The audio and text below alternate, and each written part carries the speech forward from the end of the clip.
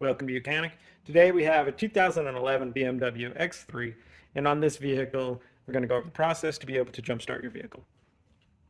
So on this vehicle, your battery is located in the trunk under the cargo area. And so they provide ports or location inside the engine bay for you to be able to provide some auxiliary power to be able to open up the hatch if you need to, if your battery is that dead, and or to be able to jumpstart the vehicle.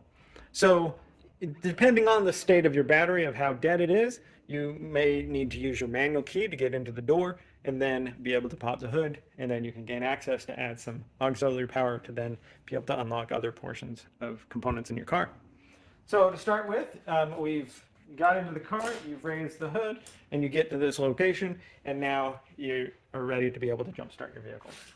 So to start, we are on the right-hand side of the vehicle, your passenger side, and we have our positive connector right here, and we have our negative connector right there, or our ground.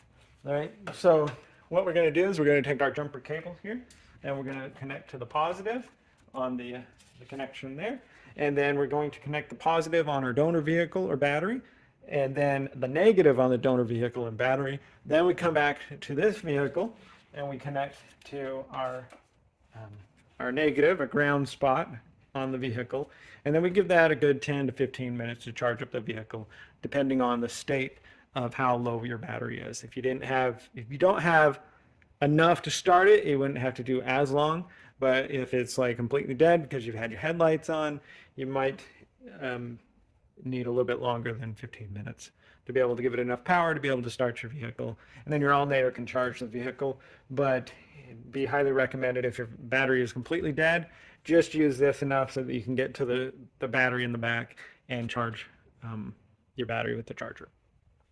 When you're done jump starting your vehicle, the next thing you'll need to do is being able to unhook, and we unhook the negative from this vehicle, unhook the positive, or the negative from the donor vehicle or battery, and the positive, and then we come back and unhook the positive from here.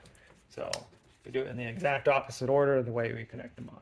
And then just feel free to cover up your positive connection there and drive your vehicle to a location where you can get a new battery, or if it was just and get it checked out. Thanks for watching Mechanic.